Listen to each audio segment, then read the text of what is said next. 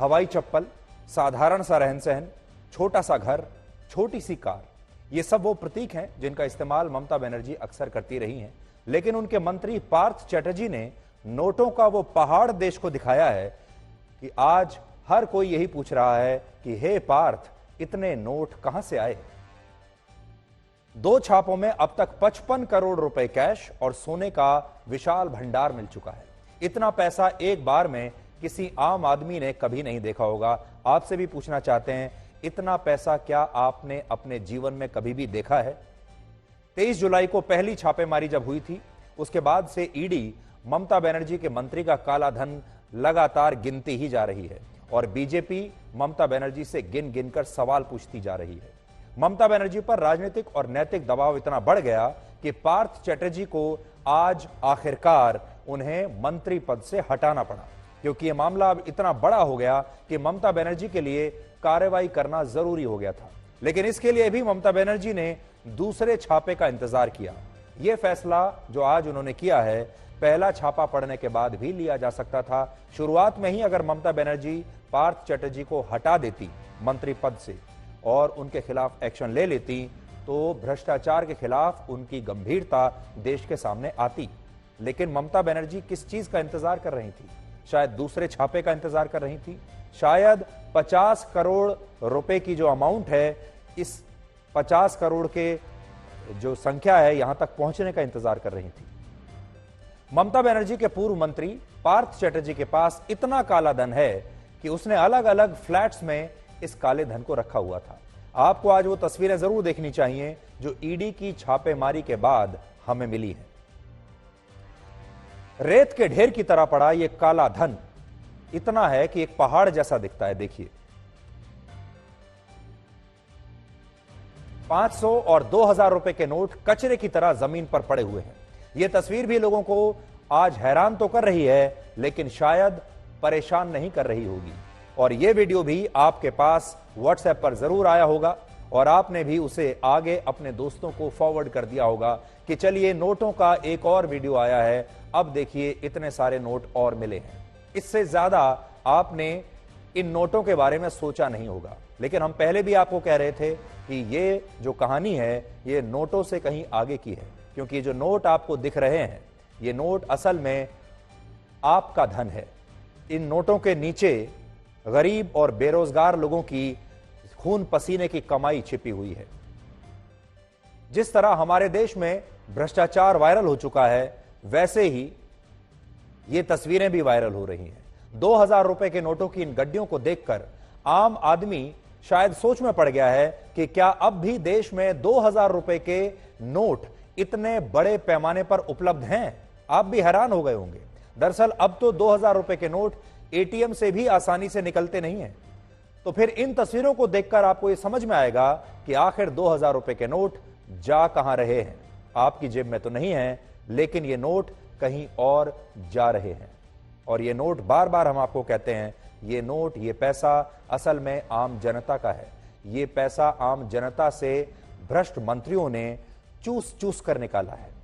उनकी खून पसीने की कमाई है, उनसे रिश्वत ली गई है। और अब आप सोचिए, इतने पिछले वर्षों में जब ये नेता मंत्री रहे होंगे, तब पश्चिम बंगाल में किसी भी बेरोजगार की सरकारी नौकरी कैसे लगती होगी। किसी भ्रष्ट नेता के बारे में अक्सर कहा जाता है कि उसके पास बेहिसाब पैसा है। यह बेहिसाब पैसा आखिर दिखता कैसा है, ये आज आप इन तस्वीरों को देखकर समझ सकते हैं। पैसे वाले नेताओं के बारे में तो आप सुनते रहते हैं, आप ये भी आपस में बात करते रहते हैं कि फलाने नेता ने बहुत पैसा बनाया है, फलाना नेता बड़ा भ्रष्ट है। लेकिन आपको यह नहीं पता कि उनके घरों की अलमारियों में कितना पैसा भरा हुआ है, उनके फ्लैट्स में कितना पैसा भरा हुआ है। और पार्थो जैसे जो नेता हैं, वो तो ऐसे हैं कि उनके पास इतना पैसा था कि उस पैसे को रखने के लिए उन्हें कई कई फ्लैट्स खरीदने पड़े। फ्लैट्स ही इसलिए खरीदे होंगे शायद कि उन फ्लैट्स में, उन मकानों में पैसा रखा जा सके। ईडी अब इस सारे पैसे का हिसाब लगाकर इसे जब्त कर रही है और नए नए ठिकानों पर छापेमारी की तैयारी कर रही है। पार्थ मुखर्जी ने टीचर भर्ती घोटाले का पैसा अपनी बहुत ही करीबी मित्र अर्पिता मुखर्जी के अलग अलग फ्लैट्स में भरकर रखा हुआ था। जैसा आप तस्वीरों में देख रहे हैं, पैसा इतना ज्यादा था कि संदूकों में भरकर उसे ले जाया गया है। 23 जुलाई को अर्पिता मुखर्जी के कोलकाता वाले फ्लैट से 21 करोड़ रुपए कैश और 70 लाख रुपए का सोना मिला था। उसके बाद दूसरी छापेमारी अर्पिता के नॉर्थ 24 परगना वाले फ्लैट पर हुई और यहां से ईडी को करीब 29 करोड़ रुपए कैश और 4 करोड़ 31 लाख रुपए का सोना मिला। अर्पिता के इस फ्लैट से 1-1 किलोग्राम के वजन वाली सोने की 3 ईंटें भी मिली, आधा किलोग्राम वजन वाले सोने के 6 कंगन और सोने का एक पेन भी मिला है। अब आप सोचिए, ये लोग पेन भी जो रखते थे वो सोने का रखते थे। पार्थ चैटर्जी जिस पार्टी से जुड़े हुए हैं उसकी सुप्रीम नेता ममता बनर्जी को मोहमाया से बहुत दूर माना जाता है। उनकी सादगी की मिसालें दी जाती हैं। उनके बारे में कहा जाता है कि उनका जीवन बेहद साधारण और विचार बहुत उच्च हैं। ऐसे साधारण जीवन जीने वाली नेता के करीबी मंत्री के पास करोड़ों का काला धन मिला है। वो इन पैसों से यकीनन अय्याशी भरा जीवन जी रहे होंगे। आपने हमेशा से टीएमसी की सुप्रीमो ममता बनर्जी को simple living and high thinking वाली फिलॉसफी पर चलने वाली एक नेता के तौर पर देखा है। उनके लुक से लेकर उनके व्यवहार और उनके रहन सहन में इसकी झलक साफ दिखाई देती है। आपने देखा होगा, वो एक साधारण सी सूती साड़ी पहनती हैं, पैरों में बहुत ही साधारण हवाई चप्पल पहनती हैं और एक आम आदमी की तरह तेज कदमों से पदयात्रा करती हैं। पदयात्रा और सड़कों पर विरोध प्रदर्शन वाली राजनीति में हिस्सा लेती हैं, उसमें विश्वास रखती हैं। छोटी सी पुरानी गाड़ी में चलती हैं। अब आप खुद सोचिए कि क्या ममता बनर्जी के पास इतना पैसा नहीं होगा कि वो अपने लिए एक अच्छी गाड़ी ले लें, वो एक अच्छी साड़ी पहन सकें, वो पैरों में अच्छा जूता या चप्पल पहन सकें? क्या इतना पैसा नहीं होगा? एक मुख्यमंत्री रहते हुए इतना सब कुछ तो सरकार भी उनके लिए कर देगी, तो फिर वो ऐसा क्यों करती हैं? उसके पीछे कारण यह है कि वो गरीब लोगों की राजनीति करती हैं।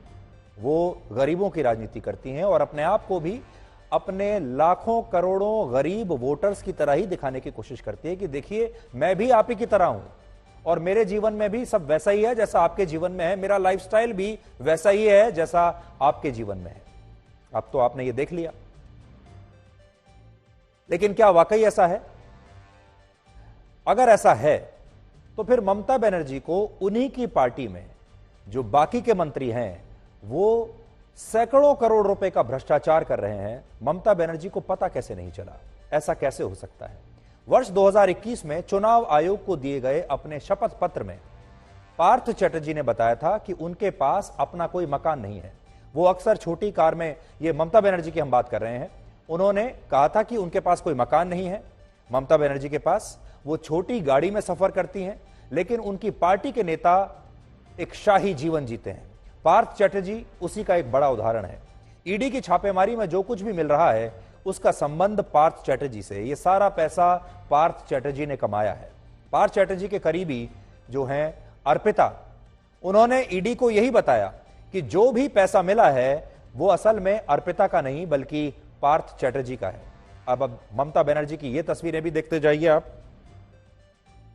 ममता बनर्जी एक आम आदमी की तरह आपके बीच में खड़ी हुई हैं, जैसे उन्हें पता ही नहीं है कि उनके सबसे विश्वास पात्र मंत्री पार्थ चैटर्जी कर क्या रहे हैं। अब एक दिलचस्प आंकड़ा आपको दिखाते हैं जिसमें पार्थ चैटर्जी अपने बारे में ऐसे दावे कर रहे हैं जिनका सच से दूर दूर तक कोई नाता नहीं है। पिछले विधानसभा चुनाव में चुनाव आयोग को दिए अपने शपथ पत्र में पार्थ चैटर्जी ने कहा था कि उनकी संपत्ति पिछले 10 वर्षों में बढ़ नहीं रही बल्कि कम हो रही है।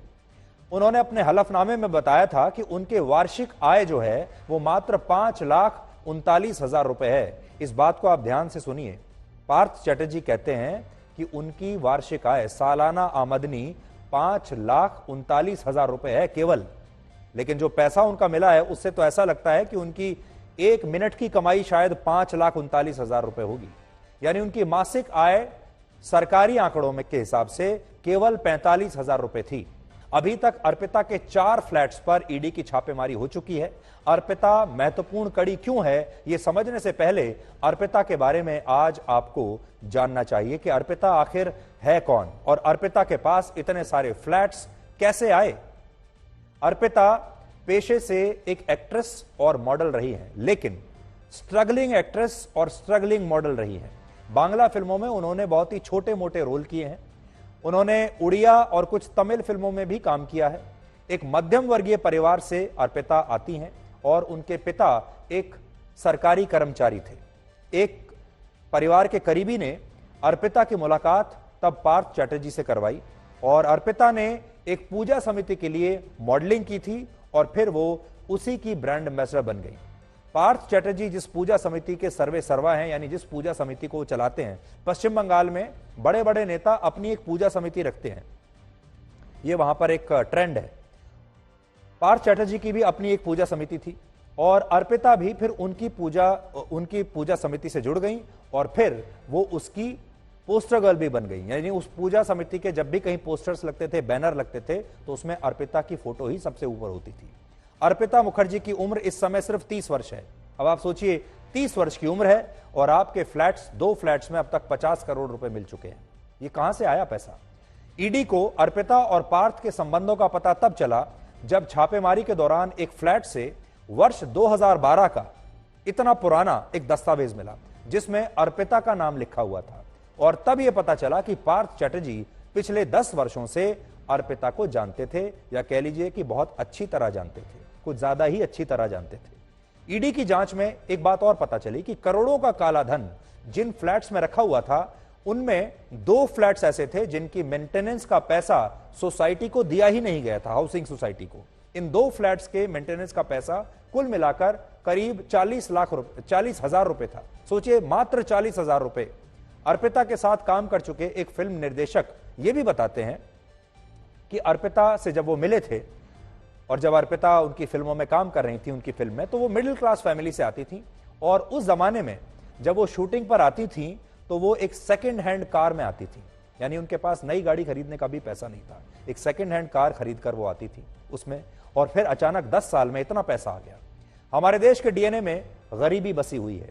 गरीबी की राजनीति किए बिना कोई बड़ा नेता हमारे देश में बन नहीं सकता। गरीबी हटाओ का नारा देकर इंदिरा गांधी ने 1971 के आम चुनाव में एक बहुत बड़ी जीत हासिल की थी। इसके बाद चरण सिंह आए, राजीव गांधी आए और राम मनोहर लोहिया जैसे नेताओं ने भी हमेशा गरीबों की राजनीति की और गरीबों को अपनी राजनीति का एक बड़ा हथियार बनाया। तो गरीबी हटेगी कैसे? 2 बड़ी बातें हैं आज। ममता बनर्जी ने एक्शन लिया तो है, लेकिन देर से लिया है। उन्होंने ये एक्शन पहले क्यों नहीं लिया, एक सवाल। और दूसरा, उनकी नाक के ठीक नीचे उनका सबसे विश्वास पात्र मंत्री आज से नहीं 10 साल से भ्रष्टाचार कर रहा है और उन्हें इसकी खबर तक नहीं मिली। ममता बनर्जी इतनी वीक एडमिनिस्ट्रेटर नहीं है, उनका प्रशासन इतना कमजोर नहीं है, उनका सूचना तंत्र इतना कमजोर नहीं है कि उनकी नाक के नीचे सब हो रहा हो और उन्हें पता ना हो। इसलिए आज उनके वोटर्स को उनसे यह सवाल जरूर करना चाहिए। अब आज की दूसरी बड़ी खबर। आज देश की संसद से सोशल मीडिया तक 3 महिलाएं ट्रेंड करती रहीं, छाई रहीं, और इस खबर के 3 अध्याय हैं। पहला, राष्ट्रपति द्रौपदी मुर्मू का अपमान। दूसरा, केंद्रीय मंत्री स्मृति ईरानी का प्रहार। और तीसरा, कांग्रेस अध्यक्ष सोनिया गांधी का अहंकार। लेकिन इस पूरी महाभारत के पीछे एक पुरुष भी है जिनका नाम है अधीर रंजन चौधरी। वो कांग्रेस के बड़े नेता हैं, सांसद हैं, जिन्होंने बुधवार को संसद भवन से निकलते हुए एक विवादित बयान दे दिया था। कटाक्ष करने के लिए वो अक्सर नए नए शब्द ढूंढते रहते हैं, नए नए शब्द गढ़ने के शौकीन हैं। अधीर रंजन ने द्रौपदी मुर्मू के लिए राष्ट्रपति की बजाय राष्ट्रपत्नी शब्द का प्रयोग कर दिया, जो कि बहुत ही आपत्तिजनक है, अपमानजनक है, असंवैधानिक है, नहीं होना चाहिए। उनसे मीडिया ने पूछा था कि आप राष्ट्रपति भवन जा रहे थे पर जाने क्यों नहीं दिया गया, तो अधीर रंजन चौधरी ने जवाब दिया कि आज भी जाने की कोशिश करेंगे। हिंदुस्तान की राष्ट्रपत्नी सबके लिए है, हमारे लिए क्यों नहीं। कल और परसों लगातार हम लोग जब विजय चौक की तरफ हमारा प्रदर्शन जारी रखे थे, परसों भी हमसे पूछा गया, कल भी हमसे पूछा गया पत्रकारों की तरफ से, मीडिया वालों से, कि आप कहां जाने का कोशिश कर रहे हैं। परसों भी मैंने कहा था कि राष्ट्रपति भवन हम लोग जाना चाहते हैं, राष्ट्रपति से मिलना चाहते हैं हमारा बात रखने के लिए। कल भी ये नौबत आई, कल भी मैंने ये कहा कि हम राष्ट्रपति जी भवन जाना चाहते हैं, और राष्ट्रपति बोलने का तुरंत बाद मुंह से निकल गया राष्ट्रपत्नी जी के साथ मिलना चाहते हैं। उसी समय ये पत्रकार बात सुनते ही निकल चुके। मैं उनको ढूंढने का कोशिश किया, लेकिन देखा नहीं, क्योंकि मैं उसी समय उनको कह देते कि ये गलत सब निकल चुके हैं, आप इसको मत मतलब इसको तवज्जो दिया करो। क्योंकि हम जानते हैं हिंदुस्तान की राष्ट्रपति, चाहे वहां ब्राह्मण हो, चाहे मुसलमान हो, चाहे आदिवासी हो, कहीं जो भी हो, वो हमारे लिए राष्ट्रपति राष्ट्रपति राष्ट्रपति। अचानक एक बात निकल चुकी है तो मैं क्या करूं? एक बार निकल चुके हैं। करीब 1 घंटे के बाद दोबारा से इसी लोकसभा में एक और बड़ी घटना हुई, जिसमें स्मृति ईरानी और सोनिया गांधी आमने सामने आ गए। और उस समय क्या हुआ उसकी कोई तस्वीर तो किसी के पास नहीं है, उसकी कोई रिकॉर्डिंग किसी के पास नहीं है, लेकिन सोनिया गांधी सदन से जब बाहर जा रही थी तभी वो अचानक वापस लौटी और बीजेपी की सांसद रमा देवी के पास जाकर पूछा कि मेरे नाम के नारे क्यों लगाए जा रहे हैं। रमा देवी का कहना है कि उन्होंने सोनिया गांधी से कहा कि आपको अपने नेता से पूछना चाहिए कि उन्होंने ऐसा बयान क्यों दिया। और तभी वहां स्मृति ईरानी आ गई और स्मृति ईरानी ने कहा, मे आई हेल्प यू, मैंने आपका नाम लिया था। तब सोनिया गांधी ने बहुत रूखेपन से जवाब दिया, डोंट टॉक टू मी, ऐसा उन्होंने कहा।